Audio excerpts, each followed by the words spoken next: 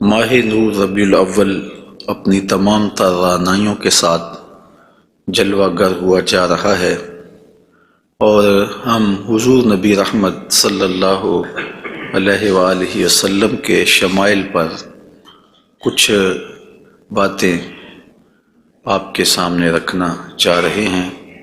اللہ تعالی کلمات حق زبان پہ جاری فرمائے اور حضور کے جمال جہاں آرا کی برکتوں سے ہماری روحوں میں نکھار پیدا فرمائے۔ علماء نے لکھا ہے کہ حضور کے حلیہ شریف کو بیان کرنے سے دلوں میں حضور کی محبت پیدا ہوتی ہے، اور سننے والوں کو، بیان کرنے والوں کو حضور کا پیار ملتا ہے، حضور کی محبت ملتی ہے، اور اس کی برکت سے حضور کے دیدار کی دولت بیدار بھی نصیب ہو جاتی ہے۔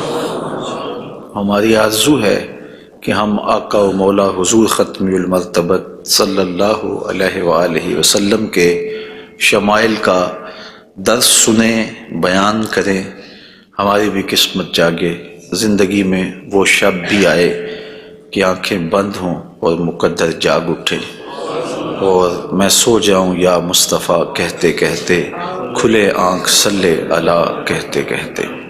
باقی جہاں تک حضور کے شمائل کو بیان کرنے کا حق ہے وہ کوئی بھی نہیں کر سکتا۔ ہم تو 14 صدیوں کے فاصلے پہ ہیں۔ جن لوگوں نے حضور کو دیکھا وہ بھی حضور علیہ السلام کا حلیہ بیان کرنے سے اپنے آپ کو قاصر سمجھتے ہیں۔ فرماتے ہیں ہمارے میں طاقت نہیں کہ ہم حضور کا حلیہ بیان فرمائیں۔ چند اصحاب نے حضور کا حلیہ بیان کیا، بلکہ صحابہ ایک دوسرے سے پوچھتے تھے حضور کیسے تھے؟ میاں تم نے نہیں دیکھا؟ کہا دیکھ کر بھی نہیں دیکھا۔ ہمت ہی نہیں تھی کہ حضور کے جمال جہاں آرا کو آنکھ بھر کے دیکھ سکے۔ جن لوگوں نے حضور کا حلیہ بیان کیا ہے یہ وہ لوگ ہیں جنہوں نے یا تو حضور کو بچپن میں دیکھا ہے یا بہت قریب رہے ہیں اور حضور کو سوئے ہوئے دیکھا ہے، تو وہ حضور کا حلیہ بیان فرماتے ہیں۔ حضرت حسان بن ثابت رضی اللہ تعالی عنہ حضور کا حلیہ بیان فرماتے ہیں، کہتے ہیں کہ میں جو حضور کے شمائل کو تمہارے سامنے رکھتا ہوں تو اس کی وجہ یہ ہے کہ مجھے حضور کو دیکھنے کا ایک طریقہ آ گیا تھا، اور وہ یہ کہ فلما نظرت الی انوارہ فودعت کفی علی عینی خوفا من ذہاب بصری، تو میں اپنی آنکھوں پہ انگلیاں رکھ کے انگلیوں کی اوٹ سے حضور کے چہرے کو دیکھتا تھا کہ حضور کے جلووں کی چمک سے میری آنکھوں کی بینائی نہ جاتی رہے۔ یہ کون کہہ رہے ہیں؟ حضرت حسان بن ثابت رضی اللہ تعالی عنہ۔ اور آپ سارے اچھی طرح جانتے ہیں کہ حضرت حسان بن ثابت شاعر ہیں، اور شاعر حسن دیکھنے میں بڑا دلیر ہوتا ہے، اور وہ جو شاعر ہے اور حسن دیکھنے میں دلیر ہے وہ بھی آنکھوں پہ انگلیاں رکھ کے دیکھ رہا ہے، اور ابھی یہ حسن ظاہر نہیں ہوا۔ امام قرطبی علیہ رحمہ لکھتے ہیں کہ حضور نبی رحمت صلی اللہ علیہ وآلہ وسلم کا حسن ظاہر نہیں ہوا تھا، اور اگر جمال رسول صلی اللہ علیہ وآلہ وسلم کا ظہور ہو جاتا تو کوئی دیکھنے کی تاب بھی نہ رکھتا۔ حضور کے جمال جہاں آرا پر 70,000 بشریت کے پردے رکھے گئے، لیکن اس چھپے ہوئے حسن کو بھی دیکھنے کی تاب نہیں ہے، اور اگر یہ حسن بے نقاب ہوتا تو کیا ہوتا؟ یہی بہتر ہے کہ وہ پردے میں روح پوش رہے، وہ اگر پردہ اٹھا دے تو کسے ہوش رہے۔ حضرت شاہ ولی اللہ محدث دہلوی علیہ رحمہ نے اپنے والد حضرت شاہ عبد الرحیم محدث دہلوی علیہ رحمہ سے روایت کیا ہے کہ میرے والد شاہ عبد الرحیم خواب میں حضور کی زیارت کی، اور یہ بات آپ اچھی طرح جانتے ہیں کہ جس نے حضور کو خواب میں دیکھا اس نے حضور کو ہی دیکھا۔ شیطان خواب میں آ کر بھی حضور کی مثل ہونے کا دعویٰ نہیں کر سکتا۔ تو خواب میں حضور کو دیکھا اور عرض کی یا رسول اللہ صلی اللہ علیہ وسلم، آپ نے فرمایا ہے انا املہ و اخی یوسف اسبہ، میں نمکین حسن والا ہوں اور میرا بھائی یوسف میٹھے حسن والا تھا۔ وہاں تو زنان مصر کی انگلیاں کٹ گئیں اور یہاں ایسا کوئی واقعہ پیش نہیں آیا، جبکہ حسن ملی حسن صبی کی نسبت زیادہ پرکشش ہوتا ہے، تو وہاں انگلیاں کٹ گئیں اور یہاں ایسا کوئی واقعہ پیش نہیں آیا، تو اس کی کیا وجہ ہے؟ تو حضور نے جو خواب میں جواب دیا وہ حضرت شاہ عبد الرحیم نے بیان فرمایا، اور شاہ ولی اللہ محدث دہلوی علیہ رحمہ نے در سمین میں اس کو لکھا۔ آقا کریم نے فرمایا جمالی مستور عن اعین الناس غیرۃ من اللہ، اے عبد الرحیم، اللہ نے غیرت محبت کی وجہ سے میرے حسن کو لوگوں کی نظروں سے چھپا کے رکھا ہے۔ کوئی محب نہیں چاہتا کہ میرا محبوب کوئی دیکھے۔ قتیل شفائی نے کہا تھا نا، اس حد تلک بڑھ گئی ہے بے اعتمادی کہ تجھ کو تجھ سے بھی چھپانا چاہتا ہوں۔ وہ کہتا ہے میری تو آرزو یہ ہے کہ تو آئینہ بھی نہ دیکھے۔ تو محب کی غیرت ہوتی ہے کہ اس کے محبوب کو کوئی نہ دیکھے۔ تو کہا کہ میرے حسن کو لوگوں کی نظروں سے چھپا کے رکھا گیا ہے، اور اگر یہ حسن ظاہر کر دیا جاتا تو کوئی تاب نہ لا سکتا۔ تو یہ چھپے ہوئے حسن کا عالم ہے کہ دیکھنے والوں کو پھر بھی انگلیاں رکھ کے دیکھنا پڑتا ہے، اور اگر یہ بے نقاب ہوتا تو پھر کون تاب لا سکتا؟ مولانا حسن رضا اعلی حضرت کے برادر محترم فرماتے ہیں وہ اگر جلوہ کریں کون تماشائی ہو۔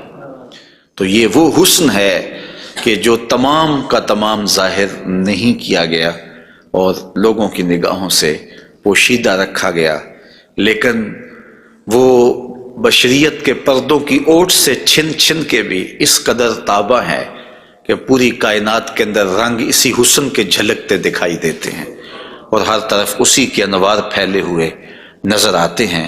تو حضور کے حسن کا بیان، حضور کے حسن کا ذکر اگرچہ انسانی استطاعت میں نہیں ہے اور اس کے بس میں نہیں ہے، لیکن اس کے باوجود صحابہ کے دور سے لے کر آج تک لوگوں کا یہ محبوب موضوع رہا ہے کہ وہ حضور علیہ السلام کے حسن کا ذکر کر کے اپنے قلب کی تسکین کا ساماں کرتے ہیں۔ علماء نے یہ بھی لکھا ہے کہ جو شخص حضور کے حسن کو بیان کرے لوگوں کے دلوں میں اس کے لیے پیار پیدا ہو جاتا ہے۔ آج ہر شخص چاہتا ہے کہ میں ہر دل عزیز ہو جاؤں، تو یہ سادہ سا نسخہ ہے کہ کائنات میں حضور کے حسن کے تذکرے کیا کرو، دنیا تم سے پیار کرنے لگ جائے گی۔ تم محبوب الخلائق بن جاؤ گے اگر تم اس محبوب دو عالم کے حسن کو لوگوں کی نظروں کے سامنے بیان کرو گے۔ انشاءاللہ حضور کے مختلف اعضاء کے حسن کا ذکر ترتیب وار کیا جائے گا، اور اہل محبت نے اور اصحاب رسول نے اس پر کیا محبتوں کے پھول پیش کیے ہیں۔ یقیناً آپ کے قلوب کو فرحت بھی ہوگی، قرار بھی ملے گا، اور آقا کریم کے حسن دل پذیر اور حسن جاں فضا کی مستیوں میں آپ کھو بھی جائیں گے۔ حضرت جابر بن سمرہ رضی اللہ تعالی عنہ فرماتے ہیں کہ لیلۃ الادھیان تھی، 14ویں رات کا چاند تھا، اور حضور یمنی چادر اوڑے ہوئے استراحت فرما رہے تھے، اور میں کبھی آسمان کو دیکھتا تھا، کبھی حضور کے جمال جہاں آرا کو دیکھتا تھا، اور یہ سوچتا تھا کہ میں فیصلہ کروں کہ آسمان کا چاند سونا ہے یا مدینے کا چاند سونا ہے۔ تو حضرت جابر بن سمرہ رضی اللہ تعالیٰ عنہ فرماتے ہیں پھر میں نے فیصلہ کیا فائزہ ہوا احسن عندی من القمر، میں نے کہا آسمان کا چاند نہیں مدینے کا چاند سونا ہے، چونکہ چاند کی چمک بھی حضور کے در کی خیرات ہے۔ چاند کو، سورج کو، شمس و قمر کو جو روشنیاں دی گئی ہیں وہ حضور کے صدقے سے دی گئی ہیں۔ تو کائنات میں جہاں بھی اجالا ہے، جہاں بھی روشنیاں ہیں، جہاں بھی نور ہے، وہ نور حضور علیہ السلام کا ہی ظہور ہے، اور حضور کا نور ہے کہ جو کسی سے مستعار نہیں لیا ہوا، وہ حضور کا اپنا نور ہے، اپنا حسن ہے۔ علامہ بوصیری علیہ رحمہ نے کتنی خوبصورت بات کہی، منزہ عن شریک فی محاسنہ فجوہر الحسن فیہ غیر منقسم، کہ حضور اپنے محاسن میں، اپنے کمالات میں کسی شریک سے منزہ ہیں، اور آپ کا جوہر حسن جو ہے وہ غیر منقسم ہے۔ تو حضور کا حسن کسی سے مستعار نہیں لیا ہوا، بلکہ پوری کائنات کو جو حسن ملا ہے وہ حضور کی دہلیز کی عطا ہے، حضور کی چوکھٹ کی خیرات ہے۔ تو زمانہ چمک رہا ہے تو حضور کے انوار سے، اور بریلی سے آج بھی آواز آ رہی ہے، چمک تجھ سے پاتے ہیں سب پانے والے، میرا دل بھی چمکا دے چمکانے والے۔ تو ساری روشنیاں اسی دہلیز سے پھوٹتی ہیں، اسی در سے پھوٹتی ہیں، سارے اجالے اسی چوکھٹ سے نکلتے ہیں۔ اللہ نے اپنے محبوب علیہ السلام کو جو حسن دیا، جو جمال دیا، حضرت برا بن عازب رضی اللہ تعالیٰ عنہ بیان فرماتے ہیں، امام بخاری و مسلم نے اس کو روایت کیا ہے، کان رسول اللہ صلی اللہ علیہ وسلم احسن الناس وجہا، کائنات میں جتنا سونا چہرہ میرے حضور کا تھا کسی کا تھا ہی نہیں، سب سے زیادہ سونا اور خوبصورت چہرہ اللہ نے اپنے محبوب کو عطا کیا ہے۔ اور حضرت ابو ہریرہ رضی اللہ تعالی عنہ سے معروف روایت ہے جس کو امام ترمذی نے اور باقی محدثین نے روایت کیا ہے، حضور فرماتے ہیں حضرت ابو ہریرہ، ما رأیت شیئا احسن من رسول اللہ صلی اللہ علیہ وسلم، میں نے حضور سے سونا کوئی دیکھا ہی نہیں۔ اور حضرت حسان بن ثابت کہتے ہیں کہ آج تک کسی ماں نے ایسا سونا جنم ہی نہیں دیا، سونا دیکھتے کیسے، کسی ماں نے ایسا جنم ہی نہیں دیا۔ حضرت ابو ہریرہ نے ایک موقع پہ فرمایا کہ کل قمر لیلۃ البدر لم ارا قبلہ ولا بعدہ مثلہ، کیا پوچھتے ہو 14ویں رات کا چمکتا ہوا چاند تھے میرے حضور۔ پھر کہتے ہیں نہیں نہیں نہیں، حضور جیسا نہ پہلے دیکھا ہے نہ بعد میں دیکھا۔ تو حضرت حسان بن ثابت فرماتے دیکھتے کیسے، کسی ماں نے جنم دیا ہوتا تو دیکھتے۔ خدا نے وہ سچائی پن چھڑیا جدے وچ محمد نو ٹالیا سی، حسینہ جمیلہ دا منہ موڑ دیتا، محمد بنا کے قلم توڑ دیتا۔ تو اللہ تعالیٰ نے ایسا پیکر تراشا ہے، ایسی صورت بنائی ہے کہ جس کی مثل کائنات کے اندر نہ کوئی دوسری صورت ہے، اور میرے محبوب کے جمال جیسا نہ کوئی دوسرا جمال ہے۔ تو وہ حسن، وہ جمال، وہ کمال اور وہ شانیں اور وہ مراتب رفیع عطا کیے گئے جو انہی کا مقسوم ہے۔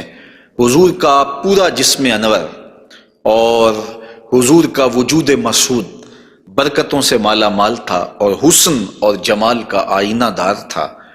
لا یجلس الذباب علی جسدہ، ساری زندگی حضور کے بدن پہ کبھی مکھی نہیں بیٹھی، آقا کریم علیہ الصلوۃ والسلام کے بدن پہ کبھی میل نہیں آیا، حضور کی آنکھوں کے اندر کبھی میل نہیں آیا، حضور کو ساری زندگی بلغم نہیں آئی، آقا کریم کی مبارک بغلیں بے بال تھیں اور بالکل باقی جلد کی طرح سفید تھیں۔ حضور علیہ السلام کا لعاب شہد سے زیادہ میٹھا تھا اور کستوری سے زیادہ خوشبودار تھا۔ حضور کے فضلات مبارکہ جو ہے وہ امت کے حق میں پاک ہیں، اور جہاں حضور علیہ السلام قضائے حاجت کے لیے جاتے تو وہاں بعد میں جا کے دیکھا جاتا تو کوئی چیز نظر نہ آتی سوائے کستوری کی خوشبو کے۔ تو آقا کریم علیہ الصلوۃ والسلام کو کبھی جمائی نہیں آئی، کبھی حالت نیند میں حضور نبی رحمت صلی اللہ علیہ وآلہ وسلم ناپاک نہیں ہوئے، حضور نبی رحمت صلی اللہ علیہ وسلم پر کوئی نجاست نہیں آئی، اور آقا کریم کے بدن کا سایہ بھی نہیں تھا تاکہ زمین کے اوپر حضور کا سایہ نہ گرے۔ کائنات میں ایسا کون ہو سکتا ہے جیسا آمنہ کا لال تھا؟ تو وہ حسن دیا گیا، وہ جمال دیا، جس پہلو سے دیکھو حضور بے مثال نظر آتے ہیں اور بے مثل نظر آتے ہیں۔